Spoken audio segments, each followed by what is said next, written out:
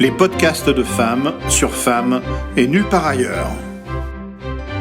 Bonjour à tous et merci d'être fidèles au podcast de femmes. Journaliste rebelle ou poil à gratter de l'horlogerie, Grégory Ponce suit de près l'industrie horlogère et ne lui concède aucun cadeau. Il incarne depuis près de 20 ans ce qui est le journalisme d'investigation du secteur. Révélateur d'actualité, il connaît tout ce qui se déroule derrière le rideau et le livre sur son site Business Montre. Il est sans doute le plus suisse des journalistes français et le plus français des journalistes suisses. Installé à Genève, il est la référence vers laquelle se tournent les médias pour éclairer l'inexplicable et révéler ce que l'on voudrait nous cacher. Il a accepté de nous répondre, sans langue de bois, à une interview que je vous promets passionnante. Bonjour Grégory Ponce. Bonjour Joël. C'est depuis Genève que tu as accepté, on va se tutoyer puisqu'on se tutoie dans la vie. Est-ce que tu as accepté de répondre à cette interview dans une période contrariée par ce virus qui a maintenant envahi la planète ? Évidemment, les montres ne sont pas au cœur des préoccupations de l'humanité, mais nous allons forcément parler beaucoup de montres et un peu du reste malgré tout. Quel est l'état des lieux que l'on peut faire de l'horlogerie aujourd'hui ? On disait il y a une semaine qu'elle était au point mort. Certains parlent aujourd'hui d'un frémissement de reprise. C'est de l'info, c'est de l'intox, qu'est-ce que tu en penses ? Alors, sur l'état des lieux, je crois que c'est pas la peine d'insister sur le côté catastrophique. Tout le monde est à genoux, il y en a qui sont à terre. Il y a des marques qui n'ont pas vendu une seule montre, c'est-à-dire qu'il y a facturation zéro en fin mars. Alors pas toutes, hein, évidemment, le business s'est pas arrêté, mais maintenant que les 3 continents sont touchés, la Chine est fermée, les boutiques sont fermées ou quasiment fermées, l'Europe est en confinement et les États-Unis sont en train d'entrer dans le cataclysme, je crois que le premier semestre est mort. Est-ce que je crois à la reprise en Chine? Mais pas une seconde. Pour moi, je l'ai dit et écrit, c'est de la propagande communiste. C'est juste la Chine qui veut redorer son blason, qui veut se refaire une virginité après nous avoir mis dans une merde coronavirale inouïe. C'est quand même de Chine que c'est parti. C'est la Chine qui a caché les chiffres et qui continue d'ailleurs à les cacher, si on en croit tout le monde à propos du nombre de morts. Et aujourd'hui, je ne crois pas une seconde qu'il y ait beaucoup beaucoup de business qui se fasse. Alors, il y a peut-être 3-4 montres qui se vendent ici ou là, mais les boutiques sont désertes. Les gens ne sortent pas dans la rue, même si les Chinois sont sortis du confinement, ils évitent d'aller dans la rue. Et manifestement, il n'y a aucun business. En revanche, des groupes cotés, je pense au Swatch Group, ont tout intérêt à dire si le business est en train de reprendre. Mais pour moi, c'est de la propagande communiste ou de la propagande financière de la part des groupes cotés. Ouais, on le voit d'ailleurs sur le nombre de victimes au travers des résiliations d'abonnements téléphoniques qui en Chine, qui sont supérieures au nombre de morts annoncés, puisque évidemment les gens qui sont plus abonnés sont en train d'être rayés des listes des abonnés téléphoniques. Donc c'est intéressant aussi comme indice. Oui, j'ai pas repéré cet indicateur, mais ça me paraît très clair. Ouais. Alors, est-ce que tu crois pas que les marques ont un peu trop misé sur le marché chinois ? C'est-à-dire que depuis des années, tout le monde parle de la Chine, après les années de crise en Europe, notamment. L'horlogerie s'est beaucoup installée en Chine. Est-ce qu'il n'y a pas des marques qui ont beaucoup trop investi sur le marché chinois et qui finalement se retrouvent à genoux pour pas avoir suffisamment réparti leurs commandes sur d'autres marchés ? C'est pas que j'y crois, c'est que j'en suis sûr, et ça fait des années que je dis que cette sino-dépendance, cette addiction à la Chine est un danger mortel pour l'horlogerie. Ça fait des années que tout le monde me dit mais non, t'exagères. Enfin, quand il y a des marques qui font 90% de leur chiffre d'affaires en Chine, c'est hyper dangereux parce qu'on est tous à la merci. Enfin, n'importe quelle économie est à la merci d'un retournement de situation. Là aujourd'hui, il y a des marques qui vont beaucoup plus souffrir que d'autres. On va prendre un exemple. Tag Heuer n'est pas très affecté par la Chine parce qu'ils n'ont jamais planté beaucoup de clous en Chine. En revanche, Longines, qui devait faire 75% de son business en Chine, est très affecté parce que quand la Chine tous, c'est Longines qui s'enrhume et qui est aux abonnés absents. Donc c'était très dangereux, c'était prévisible, mais la course au profit a été plus forte que la course à la sécurité, et voilà où on en est aujourd'hui. Et on mettra peut-être 5 ou 10 ans à s'en remettre. Ouais. Alors on a vu des maisons qui ont repris le travail, d'autres qui ont cessé complètement leur activité. Certaines n'ont pratiquement pas arrêté. Les montres sont pas vraiment un besoin essentiel à la vie humaine. C'est pas un peu aberrant de faire retravailler des gens en ce moment alors que l'Europe et voire le monde sont en plein confinement pour simplement fabriquer des montres qui sont quand même des objets qui sont pas rigoureusement indispensables? Ça aussi, si, je l'ai écrit, alors tout le monde m'a dit oui, mais tu te mêles de ce qui ne te regarde pas. Ok, très bien, mais je trouve un peu scandaleux et presque indécent de faire aujourd'hui travailler des gens dans des usines qui ne sont pas adaptées aux règles de sécurité virale élémentaires. On a beau dire, beau faire, dans les usines, les gens doivent travailler à proximité les uns des autres. On est obligé de toucher des boutons de porte, on est obligé d'aller à la cantine. Donc c'est aberrant de dire aux gens d'aller travailler, même quand on pratique le système des équipes alternées, équipe A un jour, équipe B le lendemain. Tout le monde est à la merci d'un porteur de virus innocent.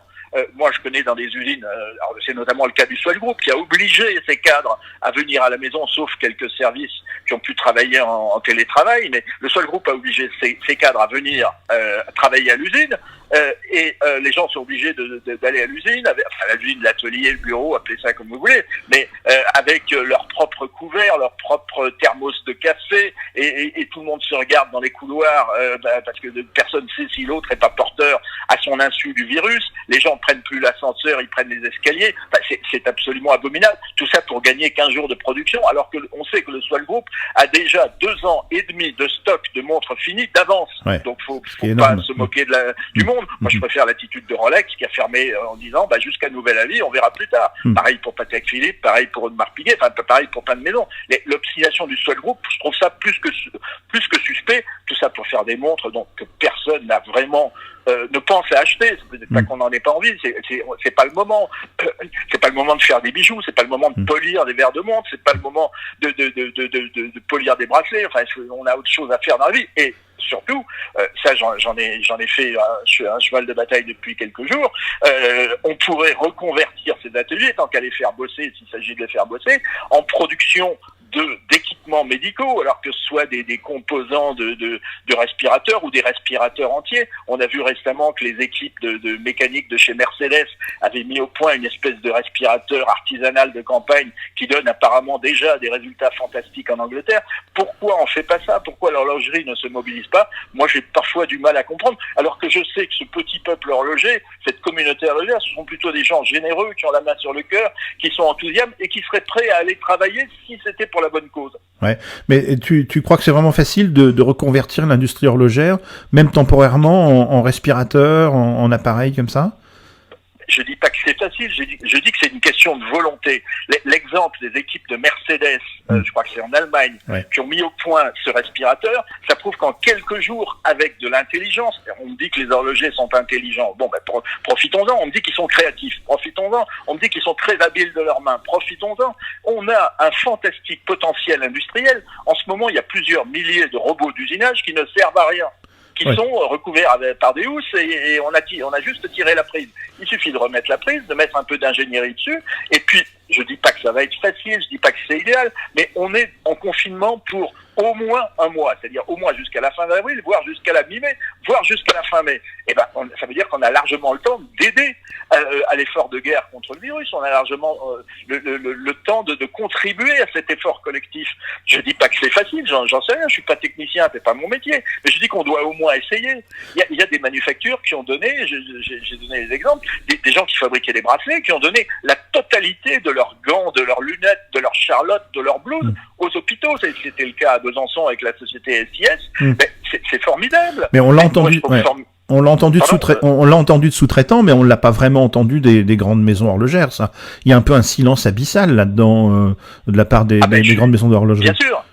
Bien sûr, moi je suis un peu choqué. LVMH a reconverti ses usines de sacs à main en usines de fabrication de masques. Bulgarie a reconverti ses ateliers de parfum en ateliers de production de gel hydroalcoolique. Kering a fait pareil, Hermès a fait pareil, Chanel a fait pareil. Et bizarrement, les ténors de l'horlogerie, moi j'aurais attendu Rolex. Alors, comme d'habitude, peut-être que Rolex fait quelque chose et on le saura dans 3 ans par le plus grand des hasards. C'est possible. J'ai pas l'impression. J'habite à Genève, donc je vois bien ce qui bouge et ce qui bouge pas dans les différents sièges de Rolex à Genève ou à Plan-les-Ouates. J'ai pas l'impression que Patek Philippe ait redémarré quoi que ce soit. Je trouve ça dommage. Est-ce que c'est De la méchanceté, je crois pas.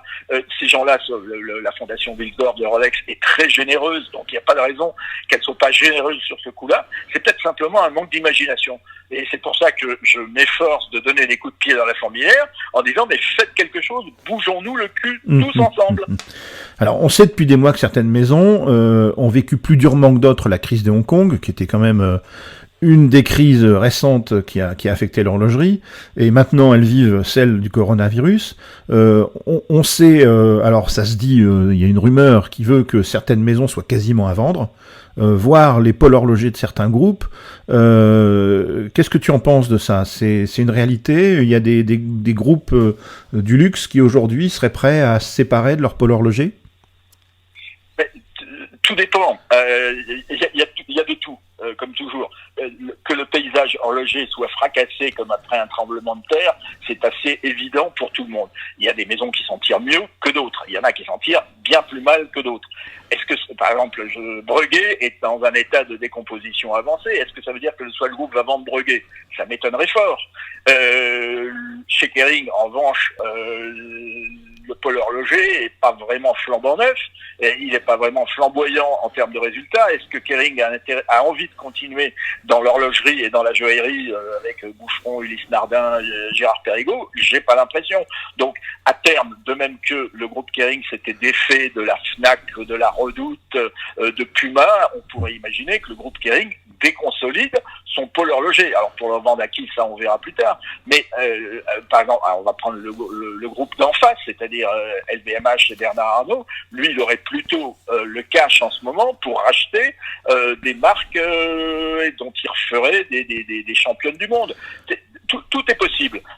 Il est certain qu'après cette crise, moi j'ai donné un chiffre, je compte que 60 marques auront disparu, alors des petites et des grandes, mais plutôt des petites que des grandes, auront disparu d'ici à la fin de l'année. 60. Dans ces 60, il y en a peut-être un certain nombre qui seront rachetés par les uns ou par les autres. Et les fonds d'investissement, parce que bon, à Genève, on est quand même au contact des fonds d'investissement, les fonds d'investissement se disent, aujourd'hui, ceux qui ont des billes dans l'horlogerie, est-ce que ça vaut le coup de retirer nos billes, ou est-ce que ça vaut le coup, au contraire, de racheter à la casse des entreprises dont on pourrait refaire quelque chose?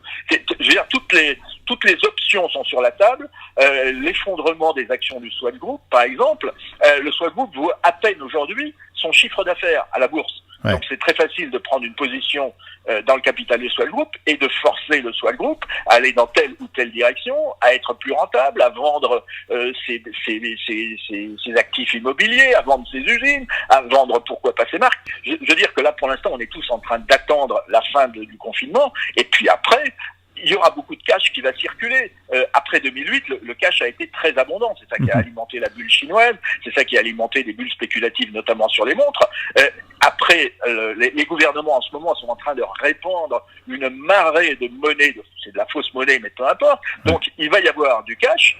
Ce cash va-t-il s'investir en horlogerie? On aimerait bien le savoir. Mais s'il s'investit, il y a des gens qui vont faire des bonnes affaires. Ouais, d'accord. Mais il y a déjà des maisons qui sont virtuellement en faillite. Je pense, on a vu poindre au cours des dernières années beaucoup de start-up qui ont monté des entreprises d'horlogerie, des maisons qui assemblaient en Chine, qui vendaient par Internet, qui ne vendaient que par Internet. Beaucoup, là, depuis 15 jours, n'ont plus du tout d'activité, sont à genoux. D'abord parce que dans les services postaux, il y a pratiquement plus de livraison nulle part. Et ensuite parce que elles n'arrivent plus à s'approvisionner, elles n'arrivent plus à avoir du personnel pour fabriquer. Dans les 60 morts que tu évoques, il y a toutes ces maisons où elles viennent en plus s'ajouter à ce chiffre. Mais, contrairement, je sens bien que tu veux me faire balancer quelques noms de futures victimes. Mais je veux pas jouer à ça parce que je crois sincèrement que des petites maisons, je pense il y a plein de petits horlogers français qui ont pris des initiatives créatives plutôt sympathiques, ils sont trop petits, ils vont passer entre les gouttes. Ils peuvent survivre en vendant 10 montres par mois. En revanche, une maison comme Baume & Mercier, là, ça va commencer à poser des problèmes, parce que quand tu as déjà 50 millions de pertes annuelles et que tout d'un coup tu vas passer à 150, peut-être que ton actionnaire va dire attention, qu'est-ce que ça veut dire? Voilà. Donc je donne cet exemple parce qu'on sait que c'est une marque pas très bien portante du groupe Richemont, mais il va y avoir des drames dans les petites, mais aussi dans les grandes maisons. Je pense que les maisons les plus menacées sont les maisons de taille intermédiaire. Je pense par exemple à Raymond Veil. Raymond Veil n'était pas bien portant avant la crise, ça va être très difficile en sortie de crise. Dans les jeunes marques créatives, les nouvelles pousses qui ont entre 3 et 10 ans, alors là je vais pas donner les noms, mais je pense à un copain CEO qui me disait que lui, il me disait en janvier, avant le début de la crise, je vais quand même être obligé de réduire de moitié mon dispositif d'ici à cet été. Je pense que là, vu ce qui se passe, il faut qu'il le réduise de 90% son effectif. Est-ce qu'on peut survivre avec 5 personnes je suis pas certain. Donc il va y avoir des dégâts. Mais les dégâts vont plutôt tuer les vieilles marques qui survivaient à peine. Parce que, bien sûr, la Confédération ou l'État français vont distribuer des subsides pour adoucir un peu l'agonie de certaines marques. Mais ça va être une bouffée d'oxygène, mais ça n'empêchera pas les fondamentaux d'être viciés. D'autant que maintenant, il faut se poser la question, qu'est-ce que ce sera le jour d'après ? Est-ce que la demande de montres sera aussi forte qu'avant, et si c'est une demande, sur quelle marque elle se portera, sur quelle marque elle cessera de se porter, sur quel modèle la demande se portera, sur quel modèle elle cessera de se porter. Là, pour l'instant, on n'en sait pas grand-chose. Moi, j'ai des intuitions, mais ça concerne que moi. Ouais, il y aura une redistribution des cartes, ça c'est sûr, mais on voit déjà aujourd'hui que des groupes comme Richemont, par exemple, peuvent sauver des marques simplement en faisant assembler leurs montres ou les mouvements ailleurs que au siège des marques qui les annoncent. Par exemple, Baume & Mercier, c'est un secret pour personne. Il y a de l'assemblage qui se fait chez Gégère Lecoultre, par exemple, pour aider Baume & Mercier. Donc c'est-à-dire qu'on peut réduire quasiment à rien les effectifs d'une marque. C'est un peu d'ailleurs la structuration industrielle de Swatch Group, où la notion de marque est un peu éparpillée, et où il y a quelques personnes qui font la communication de la marque, mais où la fabrication elle est éparpillée sur tout le groupe, les mouvements ici, les boîtes là, etc. Donc on peut avoir aussi une autre façon de voir l'horlogerie demain, c'est-à-dire que bien sûr. Mais ça c'est très intéressant, mais ça aujourd'hui on ne le sait pas et on ne peut pas le savoir. Tu me parles de Baume & Mercier, c'est un très bon exemple de la nouvelle structure qu'on peut imaginer. Piaget, par exemple, va cesser cette année d'être une manufacture de montres. Piaget a transféré ses ateliers horlogers dans une autre structure du groupe Richemont et va arrêter de fabriquer ses montres à la Côte-aux-Fées, qui était la manufacture mécanique traditionnelle. Piaget va se recentrer sur les bijoux. Donc les marques vont chercher des stratégies de survie. Certaines stratégies vont être gagnantes et d'autres pas. Je crois que tout va être possible dès la fin du confinement, c'est-à-dire en gros à la rentrée de septembre, on va voir apparaître de nouveaux profils de marques. Parce que plus rien ne sera comme avant. C'est ce que je dis souvent. Il y avait l'ancien monde avant le virus, et il y aura le nouveau monde. L'ancien monde, c'est tout ce qu'on a connu dans les années 2000 et 2010, avec toutes les dérives, toutes les erreurs, et puis tous les succès aussi. À partir de 2020, on entre dans une nouvelle décade, et cette décade verra un paysage horloger totalement différent, avec des marques au profil totalement différent. En parlant d'éclatement de la production, on peut imaginer aussi que le Swiss Made sera probablement une des premières victimes de ce virus, parce que là on est en train de parler des marques, mais l'horlogerie c'est pas que des marques, l'horlogerie c'est aussi beaucoup de fournisseurs. En ce moment, les fournisseurs dont les ateliers pourraient encore tourner voient arriver des emails d'annulation. Toutes les marques annulent les ordres et les commandes qu'elles ont pu passer depuis le début de l'année. Plusieurs fournisseurs, c'est-à-dire des gens qui font des boîtiers, des cadrans, des bracelets, des polisseurs, des gens qui font des verres de montre, des sapis, des pierres d'horlogerie, m'ont dit moi je peux fonctionner jusqu'à la fin avril, j'ai des commandes jusqu'à la fin avril, donc je fais tourner mes ateliers au ralenti, mais après j'ai plus rien. Tel fabricant de cadrans me disait j'en fais 400 000 par an, je vais en facturer cette année 150 000. Donc tous ces gens-là, beaucoup vont mourir, beaucoup de petits ateliers de sous-traitance vont mourir. Donc, les marques, à part les grandes marques qui ont totalement verticalisé, les marques n'auront plus le choix. Il n'y aura plus, en Suisse, de quoi fabriquer des montres. Parce que les grandes marques vont monopoliser les capacités industrielles. Donc, les autres marques, qui ne sont pas dans les grands groupes, qui ne sont pas verticalisées, n'auront que le choix d'aller en Chine chercher du matériel. Donc le Swiss Made, tel qu'il est conçu aujourd'hui, est mort. C'est pour ça que je plaide pour un Swiss Made élargi à la France voisine, à l'Italie voisine, à l'Allemagne voisine, où on fasse une sorte de cluster centre-européen de la montre, et avec l'image suisse, on pourrait garder le Swiss Made, mais qu'on puisse faire du Swiss Made en France, en Italie, en Allemagne. Mais ça peut pas être l'inverse, c'est-à-dire que tout redevienne Swiss Made. Aujourd'hui, je posais la question à Jean-Claude Bévert il y a 3 jours, il imaginerait pas d'avoir un château Pétrus, par exemple, qui soit coupé avec à 40% de vin chinois. Donc, est-ce que c'est pas l'occasion pour le Swiss Made, au contraire, d'aller vers une meilleure qualité et de se recentrer sur une fabrication strictement suisse? Alors, ce serait l'idéal, effectivement. Maintenant, toutes ces capacités industrielles qui sont en train d'être détruites par la crise, il va falloir les reconstruire. On va pas les reconstruire en quelques mois. Donc, pendant 2 ans, 3 ans, où est-ce qu'on va s'approvisionner en boîtes, en cadrans, en bracelets? Il n'y aura plus en Suisse. Pourquoi? Parce que les grandes marques qui vont vouloir survivre vont monopoliser les rares capacités industrielles. Donc, pendant 2 ou 3 ans, on est mort. Donc c'est pour ça qu'on devrait en urgence prendre des mesures pour que le Swiss Made puisse se produire aussi en France voisine, c'est-à-dire un cadran qui soit fait franchement au Locle, à 10 km de la frontière, ou de l'autre côté à Morteau, c'est pareil, c'est le même cadran, fait avec les mêmes machines. Donc, et le même personnel, oui. Pardon ? Et le même personnel, souvent. Et le même personnel formé dans les mêmes écoles et avec les mêmes ingénieurs. Donc, ne soyons pas ridicules. Élargissons le Swiss Made. Le Swiss Made reste le centre et absolument ce qu'il faut protéger. Mais ce Swiss Made qui soit fait d'un côté de la frontière ou de l'autre, c'est pas très grave. Je donne à Genève, mais c'est pas pour l'horlogerie, hein, c'est pour les légumes. Ouais. Les légumes faits en France, à côté de Genève, et c'est un accord qui remonte à Louis XVIII, c'était d'ailleurs en 1818. Toute la zone, le pays genevois, peut importer librement ses légumes à Genève. Pourquoi? Parce qu'on considère que c'est le même bassin de production. Donc pourquoi ce qui existe pour les poireaux ne pourrait pas exister pour les montres? Pourquoi est-ce qu'on ne pourrait pas avoir des petites fabriques d'horlogerie de l'autre côté de la frontière à Genève? Puisque les poireaux français peuvent se vendre comme des poireaux suisses. Mais là, les cadrans. Ouais, là tu intègres un peu la Suisse dans l'Union européenne finalement. Je souhaite que la Suisse n'intègre pas l'Union européenne, mais ça s'appelle des accords bilatéraux. La Suisse est déjà quasiment intégrée dans l'Union européenne. Mais l'Europe l'a fait à grande échelle, ça, les accords bilatéraux. Mais moi, je crois qu'on s'en tirera pas sans un minimum de solidarité entre États, entre nations, et je dirais entre horlogers. La communauté horlogère, elle est... s'il n'y avait pas les lycées horlogers français, la Suisse horlogère ne pourrait pas fonctionner. La Suisse horlogère ne fonctionne qu'avec les horlogers que nous formons en France. Que nous formons avec le budget des collectivités locales et de l'État français.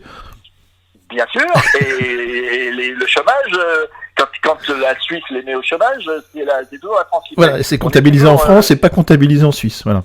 Bien sûr. Donc ça fait partie des petits aménagements qu'on peut faire, mais puisque dans différents domaines, je dirais le cœur de l'Europe horlogère existe en dehors des frontières, élargissons le Swiss Made. Mais c'est une proposition que je fais, je suis prêt à en entendre d'autres. Ce que je voudrais, c'est qu'on sauve l'horlogerie et qu'on se déconfine mentalement pour arrêter de penser avec les termes d'hier.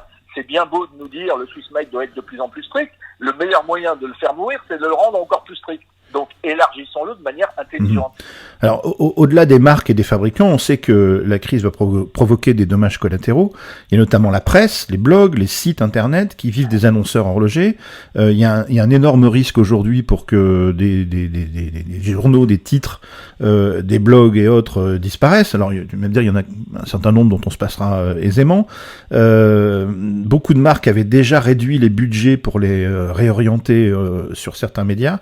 Est-ce que tu penses qu'il y a une vraie conséquence sur la communication de la part des marques et notamment sur la survie des supports? Les marques ont coupé les budgets. C'est pas compliqué. Elles ont coupé les budgets de relations publiques, les budgets d'événements, les budgets de champagne, et elles ont coupé les budgets publicitaires. Et c'est parfois stupide. En 2008, je me souviens que Richard Mille m'avait expliqué qu'il était en train de faire des affaires en or parce qu'il achetait à 1000 des pages qui étaient à 10 000. Et donc, il avait eu une surprésence dans les médias parce que il avait avait la trésorerie, il pouvait acheter des pages pas chères. Donc cette fois-ci, ça ne se fera pas parce que là, les budgets sont carrément coupés. Il n'y a plus rien, nulle part. Donc il y a plein de journaux qui n'avaient pas d'utilité. On va pas pleurer parce que des journaux qui n'ont pas de lecteurs vont mourir. On va pas pleurer parce que des blogs qui n'ont pas d'audience vont disparaître. Je pense que cette crise va permettre de vérifier qui aime les montres et qui aime l'argent des montres. Voilà, et il y a plein de blogs qui étaient là pour l'argent des montres et pas pour les montres. Absolument. Moi, personnellement, Business Montre, je suis pas très inquiet. Il n'y a que mes lecteurs qui peuvent m'acheter. C'est pas les marques, c'est pas la pub. Et je pense que Forum à montre, c'est exactement la même chose. Donc, il y en a qui vont survivre. Ceux qui aiment les montres vont survivre parce qu'ils vont trouver les moyens, l'astuce, etc. pour survivre. Les autres qui disparaissent, mais je vais pas pleurer parce que les blogueuses vont perdre leur budget champagne. Enfin, faut pas. Le nettoyage, il va se faire partout. Peut-être que moi, je mourrai aussi. Enfin, moi, Business Montre. Mais je vais pas aujourd'hui pleurer sur la disparition de blogs. Et je pense, bon, là, on parle de blogs européens, mais il y a des Américains qui ont monté des blogs ou des sites horlogers qui sont petit à petit devenus des espèces d'épiceries horlogères à coût de millions de dollars.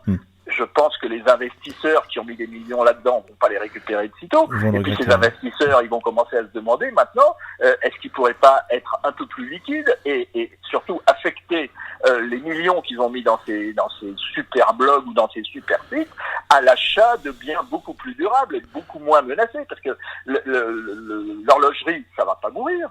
Ça va simplement se réduire d'échelle. Et aujourd'hui, avec $1 million, vaut mieux acheter des actions d'Exxon ou d'Apple, c'est plus sûr pour les 5 ans à venir que les actions d'un blog horloger. Voilà. Ça rappelle un peu l'histoire de Time Zone qui avait été racheté à grand prix et qui finalement est devenu une valeur relativement limitée, quoi. Donc Time Zone était un blog fantastique qu'avait fondé notre ami William Rohr. Depuis que ça a été racheté par ça a d'abord été racheté par Antiquorum et par les voyous qui avaient racheté Antiquorum. Bon, les voyous et les faisans, ça se termine toujours très mal. Ça s'est très mal terminé. William Rohr est sorti de Time Zone et il faudrait réinventer Time Zone, mais un Time Zone des années 20. De même qu'il faudrait réinventer les médias horlogers des années 20. C'est inévitable, mais c'est l'évolution. En France, on a une excellente revue, tu la connais bien parce que tu y collabores aussi, c'est la Revue des Montres. C'est un mensuel. Je pense que la Revue des Montres va survivre, mais la Revue des Montres s'est lancée quand elle s'est lancée à la fin des années 80, à peu de choses près. Je sais plus exactement, mais je crois que c'était la fin des années 80. Début des années 90, Voilà. Et la Revue des Montres s'est lancée sur les ruines de ce qu'était la presse horlogère, qui était la presse professionnelle, la France horlogère, je sais plus ce qu'il y avait comme mais ils avaient absolument pas compris le virage que devait prendre la presse horlogère, qui était le virage grand public. Ils étaient restés très professionnels, ils s'adressaient qu'aux détaillants. Bon, à un moment ils sont pas morts. Ils sont devenus résiduels. Et la Revue des Montres a pris le leadership là-dessus. Si la Revue des Montres évolue pas, elle sera remplacée par je sais pas quelle revue qui sera plus adaptée à l'esprit des années 20. D'accord.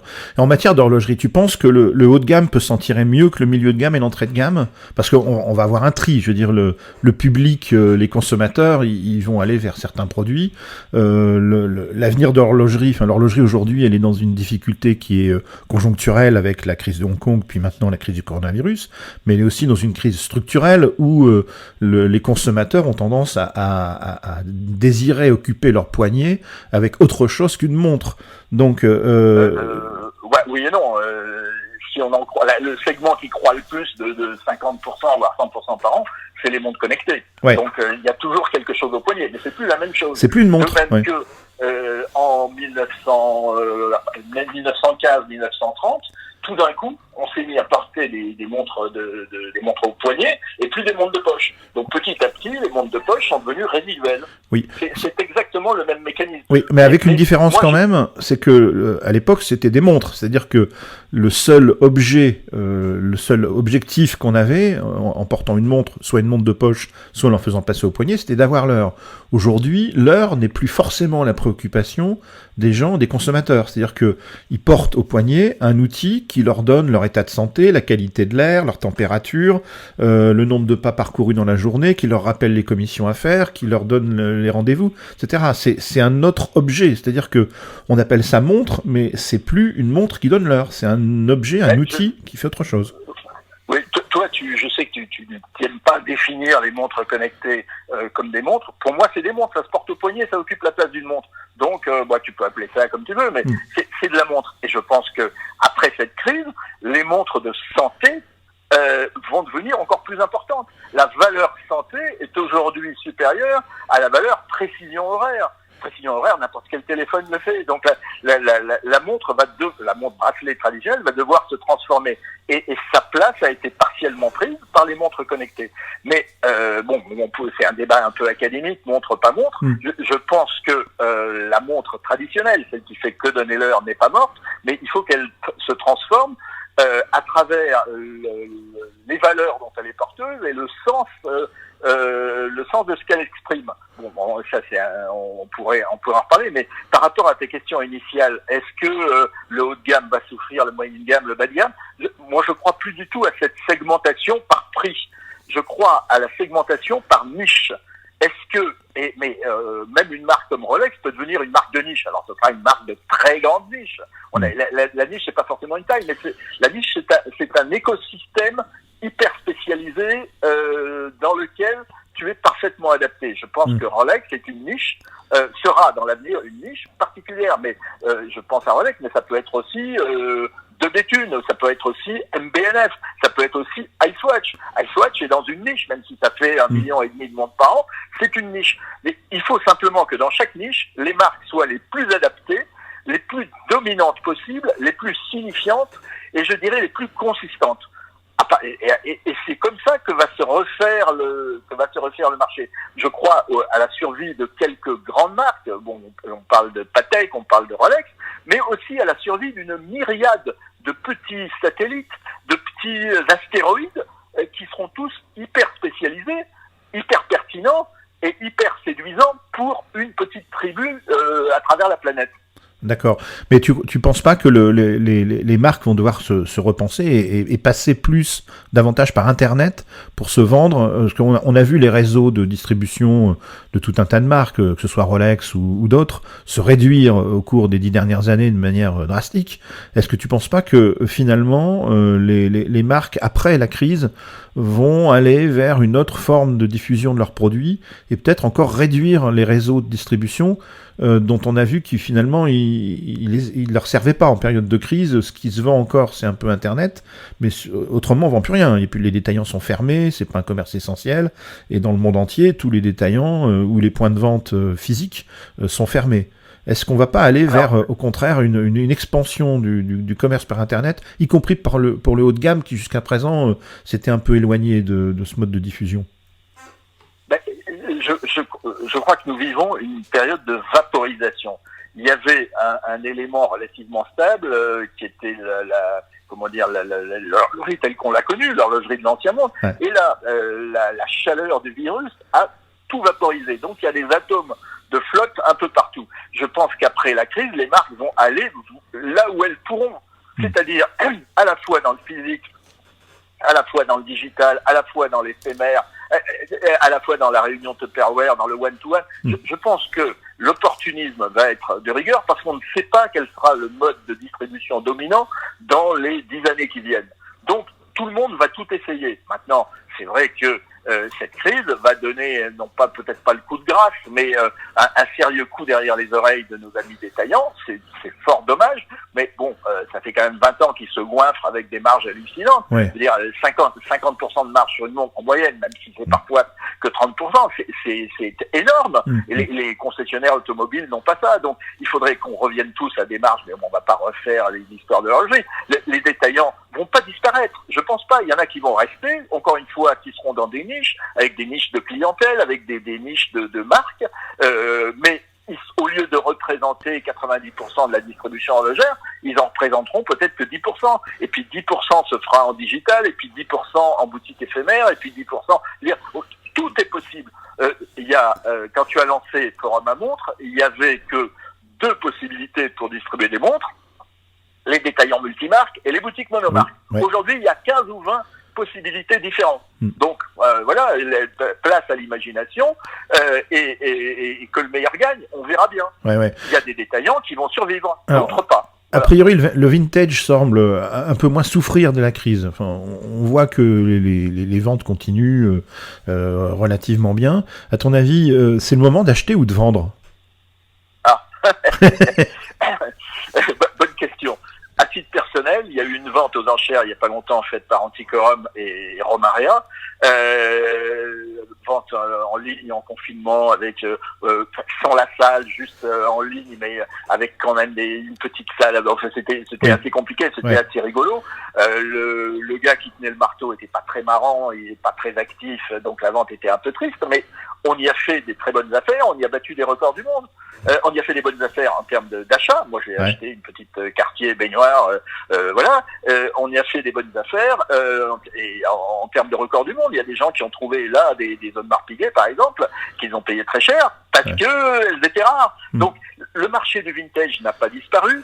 Ce qui risque d'être affecté après la crise, c'est pas le vintage, la collection, je dirais les marques de niche, ce qui est recherché par les collectionneurs, les amateurs d'Universal Genève ou de vieilles, on va dire, de vieilles Reverso vont continuer à les acheter parce que c'est des montres très spéciales. En revanche, ce qui va être dramatique, c'est tout le marché gris.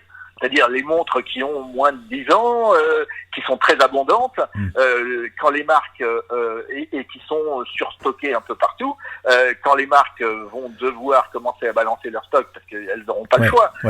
Ça fait 3 mois que les marques ne vendent rien, ça fait 6 mois si on compte ce qui s'est passé à Hong Kong, donc il y a des stocks énormes qui sont prêts à être lâchés sur le marché gris. Ça va tuer le marché gris. Les marques vont organiser elles-mêmes leur marché parallèle et ça va purger les tuyaux. C'est ce marché-là qui va souffrir. C'est sur Chrono 24, il y a trop de montres.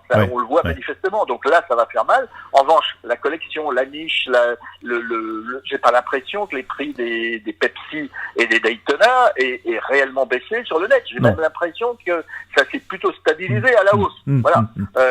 Mais les montres hyper spéculatives dont tout le monde se disait, je l'achète aujourd'hui à 100 parce que demain elle vaudra 200, là c'est plus limite. Mais quand il y a une vraie demande, par exemple sur les Pepsi, les prix se sont maintenus. Donc là encore, le marché est très fragmenté, c'est difficile de s'en faire une idée générale, mais moi je crois plutôt à la survie de la collection, du vintage, des fétiches un peu horlogers qu'aiment les amateurs. En revanche, je m'inquiète sur tout ce qui est marché gris de volume, des montres Cartier. Aujourd'hui, il y en a plein les tiroirs. Ça va décoter sérieux. D'ailleurs, on peut se demander ce qu'est le prix d'une montre. Enfin, c'est toujours une question qu'on se pose en permanence. Est-ce que c'est le prix auquel la marque les vend en vente au personnel? Est-ce que c'est le prix remisé par le détaillant?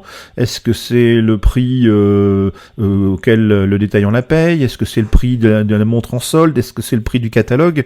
Une même montre peut se retrouver quasiment à 20% de son prix catalogue ou à 100% de son prix. Il n'y a plus vraiment de prix de montre. Aujourd'hui, moi, je sais qu'on me pose parfois la question, qu'est-ce que c'est que le prix d'une montre? Je sais pas vraiment y répondre à ça. Enfin, je sais pas si toi tu as des réponses, mais moi j'en ai pas. Non, j'ai pas de réponse. Je suis pas gourou. Le prix d'une montre, c'est le prix que quelqu'un est disposé à payer pour cette montre. Et alors, est-ce que c'est le prix ici et maintenant, demain et ailleurs? C'est variable. Il y a des marques qui fonctionnent pas en Europe et qui continuent à fonctionner en Asie. Et puis à l'inverse, il y a des marques qui continuent à être survendues ou surdemandées en Europe et pas en Asie. On vit là aussi une espèce de fragmentation et de vaporisation du marché qui fait que le prix d'une montre, c'est quelque part quelqu'un qui veut bien l'acheter. Alors avec les réseaux sociaux, avec Internet, c'est fantastique parce que quand tu as commencé dans la montre, quand on arrivait à faire rentrer une montre des États-Unis, on achetait aux États-Unis des Rolex qui étaient moins chers là-bas parce que on les payait beaucoup moins cher qu'en France, donc c'était formidable. Aujourd'hui, instantanément, la planète entière est au courant d'un prix. Donc il y a plus de prix, c'est l'occasion. Puis attends que les déstockeurs, les déstockeurs du marché gris, tous les gens qui vendent en ligne et tout ça soit obligé de déstocker, soit obligé de vendre, tu vas voir l'effondrement des prix pour certains modèles. Ouais. Mais ça ne concernera pas, comme on le disait à l'instant, ça ne concernera pas forcément la collection. Les vieilles Daytona, les Paul Newman, elles vont pas baisser tout de suite. Il y a juste une question que je me pose, alors c'est très cruel de dire ça, c'est que nos amis italiens, qui étaient les plus gros bouffeurs de Daytona, les plus gros collectionneurs de Daytona et tout ça, sont sérieusement affectés par la crise coronavirale. Oui. Il y a un certain nombre de marchands italiens, ceux qui faisaient la loi dans les enchères, qui sont plus parmi nous, qui ont disparu à l'occasion de cette crise. Il y a un certain nombre de collectionneurs qui ont été très touchés, et la crise économique qui est en train de s'établir en Italie et qui forcera peut-être l'Italie à sortir de l'euro, cette crise économique très grave, va obliger un certain nombre de gens qui étaient riches à se défaire de leur collection. Collection de montres, collection de bagnoles, etc. Donc là, on risque de voir arriver sur le marché des collections entières de montres qui vont forcément, puisque la loi de l'offre et la demande, ils vont forcément faire baisser les prix du marché. Alors j'ai constaté déjà que ça avait commencé, puisque hier j'ai vu sur eBay des montres qui sont à peu près à 50% de leur prix auquel on les trouvait il y a encore 15 jours, 3 semaines. Et tu parles de montres neuves? De montres vintage. De montres vintage. Ah, vintage, des plus de 10-15 ans. Absolument. Ah ben ça, j'ai pas vu, t'as été plus attentif que moi. Mais connaissant l'énorme bassin de collection qu'est l'Italie, et voyant les dégâts que ça fait dans la communauté horlogère italienne, je me dis qu'on va peut-être voir arriver sur le marché des lots entiers. Et c'est là qu'on va s'apercevoir, et je fais juste une parenthèse rapide et un peu méchante, que beaucoup de ces super Daytona, super Chrono Patek, etc., qui avaient été achetés à des prix ridicules dans les années 1990-2000, sont tellement bidouillés que c'est devenu invendable. Entre-temps, le marché a terriblement évolué en termes d'exigence, et que beaucoup de ces montres ont été bricolées, bidouillées dans les années 90. Aujourd'hui, ça passe plus aux enchères. Voilà. Donc ça va être rigolo. Mais encore une fois, là, c'est de la spéculation pure. On ne sait pas comment ça va se passer. C'est juste des questions que je me pose et que je te pose. Bah écoute, c'est effectivement, ça va être intéressant à regarder. Je pense que dans les 3-4 mois qui viennent, on va voir beaucoup de choses qui vont changer. J'ai une dernière question je pense que ça mettra un an ou deux quand même. Ça peut être un peu plus long. 3-4 mois, ça nous amène à cet été. Franchement, on y verra à peine plus clair à la rentrée. L'affolement, ceci dit, peut provoquer des ventes extrêmement rapides sur des tas de choses. Ça s'est déjà vu dans le passé. C'est-à-dire que dans les mois qui suivent immédiatement la crise, voire qui sont la fin de la crise, on voit des gens qui, un peu paniqués, vendent à vil prix, de peur de manquer après ou d'un effondrement encore supérieur. C'est pour ça que je dis 3-4 mois, puis après, effectivement, sur la durée, peut-être sur 2 ans, 2-3 ans, on verra les choses changer. Mais tu sais, il y a un exemple que je donne souvent. Entre 1920 et 1930, Patek a créé les montres les plus compliquées du monde pour les gens les plus riches du monde. C'était les Greves, c'était toutes ces montres-là, qui aujourd'hui valent évidemment des fortunes, et les milliardaires américains faisaient la course à savoir qui aurait la montre la plus compliquée du monde. Arrive là-dessus la crise de 29, le 24 octobre 1929, effondrement de la bourse à New York, panique financière partout. En 1930, Patek a vendu 2 montres en or. 2. Faut pas, c'est tout. Et Patek n'a survécu que parce que la maison en 1931 a été rachetée par la famille Stern, c'est-à-dire l'arrière-grand-père de l'actuel patron de Thierry Stern, et qu'ont fait les Stern, qui étaient les boîtiers de Patek, mais Patek leur devait tellement d'argent qu'il était plus simple à un moment donné de racheter la marque pour éviter de tout perdre. Qu'ont fait les Stern à l'époque, c'est pas compliqué. Ils se sont dit, il n'y a plus rien qu'ils ont, on va faire la Calatrava, c'est-à-dire une montre en acier. C'était une révolution pour Patek. Une montre en acier avec un cadran hyper fin, 3 aiguilles, et puis on va se servir de la bonne image de marque qu'on a pour trouver une nouvelle clientèle. Et c'est probablement ce que les marques vont devoir faire. Changer complètement leurs habitudes, faire ce qu'elles ne faisaient pas, pour essayer de trouver une nouvelle clientèle. Je donne un exemple immédiatement complémentaire, c'est celui de Swatch, de la Swatch, en 1982-1983, quand Monsieur Hayek a dit, c'est pas lui qui a inventé la Swatch, mais enfin c'est lui qui l'a marketé et vendu. Il a dit la montre suisse à partir de maintenant, c'est une montre en plastique coloré avec un mouvement à quartz. Alors, évidemment, toutes les vestales de l'horlogerie suisse ont dit c'est un scandale. Ouais, c'est que c'est ça qui a fait survivre l'horloge suisse. Donc c'est dire à quel point une crise peut nous obliger à changer totalement nos habitudes, notre perception des marques et la nature même des marques. Voilà. Une question plus légère et personnelle pour terminer. Il porte quoi, Grégory Ponce, aujourd'hui ? Aujourd'hui, je porte un truc qui va. Attends, elle est là, je l'ai sorti du poignet là. Mais je te poserai une autre question après. Là, c'est une Delacour. Ouais. Delacour, c'est une marque qui a je pense qu'elle est morte maintenant. Delacour, c'est une marque qui a été super à la mode dans les années 2000-2010 à peu près. Ouais. C'était un créateur génial qui s'appelle Pierre Couggian qui avait fait ça. Et il a fait à un moment donné une montre étanche une montre de plongée étanche à 500 mètres avec lunettes tournantes intérieures. Elle s'est tellement mal vendue qu'il en avait un stock considérable, et comme c'est un bon copain, il a dit tiens, je te la donne. Et c'est une grosse patate, un peu démodée aujourd'hui, mais je veux dire que personne la connaît. Et à chaque fois que je la sors, tout le monde dit c'est quoi ce truc ? Voilà, Delacour, elle s'appelait comment ? Je sais plus. Le nom, je sais plus quel était son nom. Attends, il y a même pas. C'est même pas marqué. Et si, Reef Saver. Ah oui, ça c'était l'argument, on va sauver les coraux dans les mers australes. Voilà. Déjà. Donc c'est une grosse montre de plongée à lunettes tournantes intérieures en titane qui est plutôt très rigolote. Mais maintenant, laisse-moi te poser une question, mais après tu pourras finir de m'en poser l'autre. Je suis très étonné en ce moment de voir le professeur Didier Raoult, tu sais, le français dont tout le monde parle, etc. Oui. Lui, il porte une Swatch. Ouais. Et pourquoi est-ce que ce type qui a les moyens largement, qui roule en Harley Davidson, qui pourrait se payer ou des riches charmés ou ce qu'il veut, pourquoi est-ce qu'il porte une Swatch ? À mon avis, c'est pas pour faire de l'ostentation minimaliste et du paupérisme. Je me demande, et je lui ai fait poser la question, mais j'ai pas eu les réponses, est-ce que aujourd'hui les montres, nos montres, la tienne, la mienne, ne seraient pas dangereuses en termes d'épidémie ? Est-ce que on nous dit de se laver les mains, mais quand on se lave les mains, on ne retire pas systématiquement sa montre. Et en revanche, le microbe, il peut très bien, le virus, il peut très bien se loger sur le bracelet, il peut très bien se loger sous la montre, à même la peau. Donc je me demande si demain, et je te demande, mais personne n'a la réponse encore, est-ce que, quand je dis demain, c'est demain matin, les gens vont pas dire, mais arrêtez de porter les montres, c'est dangereux en termes d'épidémie.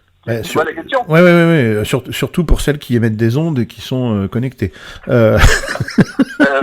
Qui auront peut-être en plus... Tout ce qui se porte au poignet. En revanche, une Swatch, tu peux la passer au gel hydroalcoolique. Mais je pense que Raoult porte ce type de montre, Swatch, parce qu'il est souvent obligé de la retirer, et je pense qu'il la laisse sur son bureau ou un peu à droite à gauche, et pour éviter de se faire piquer ses montres, je pense qu'il est simplement à porter une montre qui vaut une centaine d'euros, parce qu'à mon avis, je connais beaucoup de médecins qui portent des montres pas chères, justement à cause de ça, parce que dès qu'ils interviennent pour en chirurgie ou autre, ils les posent sur leur bureau, ils reviennent, plutôt que de se faire piquer leur montre, ils ont des Swatch. Alors c'est une bonne explication, c'est vrai qu'on est à Marseille, si j'y avais pas pensé. J'aurais pas osé dire ça, mais... Voilà, mais je me demande aussi, et je lui ai fait poser la question, j'ai pas encore eu la réponse, est-ce que c'est pas parce que c'est une montre en plastique comme ça, se désinfecte très facilement et que tu peux te laver les mains avec, alors que si tu as ton bracelet en super croco à 500 balles le bracelet, tu vas éviter de te laver les mains avec. Et surtout, la Swatch a une forme très simple où les microbes ne s'accrochent pas, alors que n'importe quelle montre aujourd'hui, tu prends la lunette tournante d'une Rolex, c'est quand même plein de coins et de recoins où le virus peut vivre 2 ou 3 jours. On trouve la réponse. On trouve la réponse auprès des chefs étoilés. Moi, je leur ai déjà posé la question. En cuisine, ils portent rien. Tout simplement parce qu'effectivement, ce sont des souches bactériennes potentielles, et donc ils peuvent pas porter de montre quand ils font la cuisine, ni de bague, ni de bijoux, ni quoi que ce soit. Donc voilà, la réponse, je pense qu'elle est de ce côté-là. Oui, donc on va enfoncer un nouveau clou sanitaire sur le cercueil de l'horlogerie suisse. Je suis pas très content. Je te laisse finir ton entretien. Écoute, mais je pense qu'on a terminé. Moi, je te remercie beaucoup d'avoir répondu à toutes ces questions. C'était vivant, intéressant, passionnant et passionné. Donc, écoute, un grand merci. Le podcast sera mis en ligne très très vite. Et je tiens vraiment à te remercier parce que c'est pas évident comme exercice, surtout quand on est deux esprits un peu rebelles dans le milieu de l'horlogerie et où on est tous les deux souvent à soulever des sujets qui sont pas forcément les plus entendables par les marques. Merci beaucoup, Grégory. Merci Joël, c'était un plaisir de discuter avec toi. C'était un plaisir ce sera un plaisir d'être sur Forum à Montre que j'ai beaucoup fréquenté il y a longtemps. Ouais. Bon là maintenant j'ai un peu moins le temps, puis c'est ton affaire donc je te laisse. Mais c'est quand même un forum où je vais de temps en temps regarder ce qui se passe, ce qui s'y dit. Et pour moi c'est un excellent reflet de l'opinion publique horlogère. Je lis souvent les commentaires. Parfois ils sont très désagréables pour moi, mais bon, il y a des crétins partout. Ouais. Et c'est toujours pareil quand tu leur montres la lune, t'as toujours le couillon qui regarde le doigt en disant ah mais il a un doigt qui est pas propre. Ok, très bien.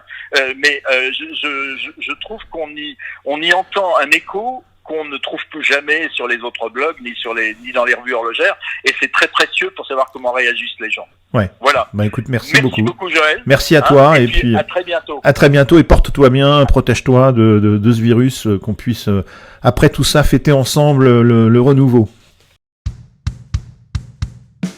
Les podcasts de femmes sur femmes et nulle part ailleurs.